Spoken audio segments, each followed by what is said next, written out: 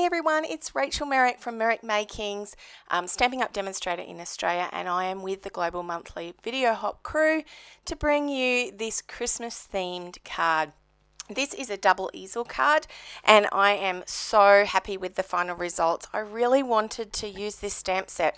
It was one that was calling my name when I first bought it, but I actually didn't use it that much, and so I have used all the little coffee cups and a couple of donuts and a few little things to go with this one. A lot of the instructions are down the bottom, but we do start with a normal base like you would for any old card, and we score that in half. So this card does actually stand up as a portrait card. And the trick to this one is we create a fold in the center of the front, and that sits behind this second almost mini card, I guess you could say, that sits in the middle. And we use lots of DSP for this one to make it really pop. So you're going to see this coming together. I have used the DSP from the Little Bit Festive 12 by 12 pack. Now this one does come with a few sheets of DSP and then a whole heap of punch outs, which I am yet to still finish, so I thought this was the perfect thing. It does use the main colors of Real Red, Granny Apple Green, and I think there might even be Misty Moonlight in there, which I didn't use today. So you're actually going to create the inside of this panel with the DSP, and that's because when you open it up, that's what will sit as a background for that smaller easel that sits inside. This card comes together quickly once you've got all your elements cut out. So before this video, I did stamp out and cut a whole heap of those little coffee cups, decorated them, they're coloured in with Stampin' Blends, and then like put together with a bit of Wink of Stella and things like that. So I didn't want to put that in the video. I wanted to keep the video under 10 minutes like I try to, so it's not too boring.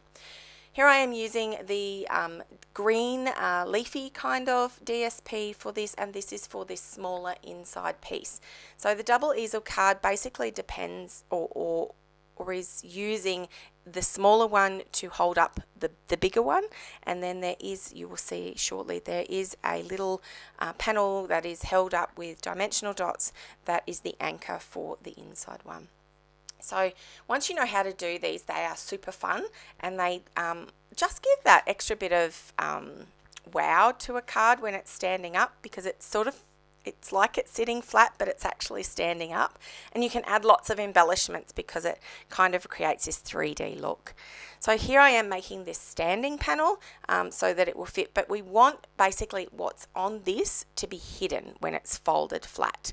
And you will see towards the end, I think I fold it flat and then open again. I have put extra photos on social media as well if you want to pop over there and have another look. The measurements for this, like I said, it starts with a basic card like you normally would, the size you would use. Here in Australia we use centimetres, so it is a 10.5 by 14.8 folded card. So basically you're going to create a smaller one that goes on the inside. I think I've said that a few times now. I don't know how else to describe it. So once this all sits up, you will have this opportunity to use lots of the embellishments, which is why I think I have 5 of the takeaway coffee cups. I have 2 donuts and a whole heap of splattering of gingerbread men and candy cane. So you can see how this sits up, and then the next one sits up behind it. Now I would recommend that you have it sitting up as you're trying to decorate it, so you get an idea of what the final one's going to look like. Now what I love about this one is you can still add a whole heap of space using white cardstock to the actual upper inside flap, and that means that you can put lots of messages on there, or use it as a card that lots of people can sign as well. So and it is very hidden, like when you're displaying it you cannot see that at all.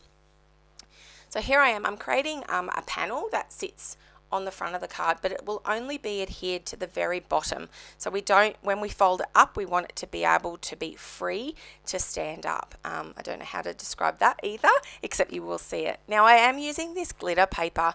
The glitter paper, or I think it might have even been called glimmer paper, I'm not sure. Anyway, it's a retired product. There are similar ones in the current catalogue, but it's very, very pretty. But you could use anything there. I mean, I thought about putting some ribbon or some twine or something, but I wanted it a little bit sparkly, seeing it is the festive season. So this is really where you are just going to go to town with your embellishments.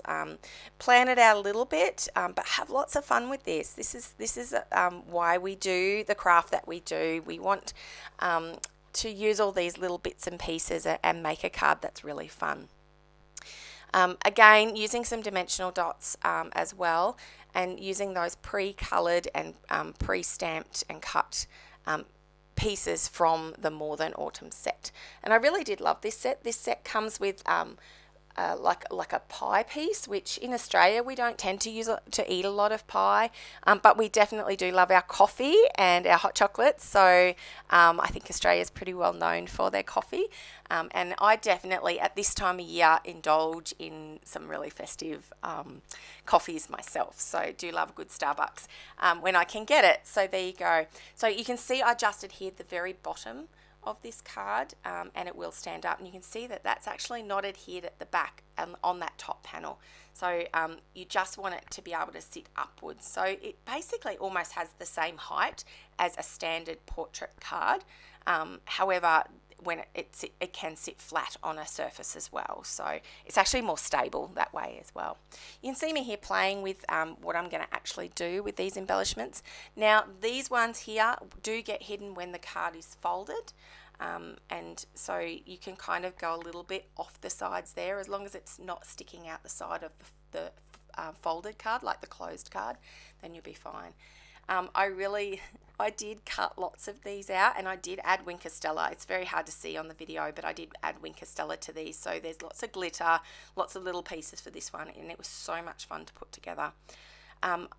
Please make sure in this video hop, these are great ideas for these last minute kind of creations for Christmas.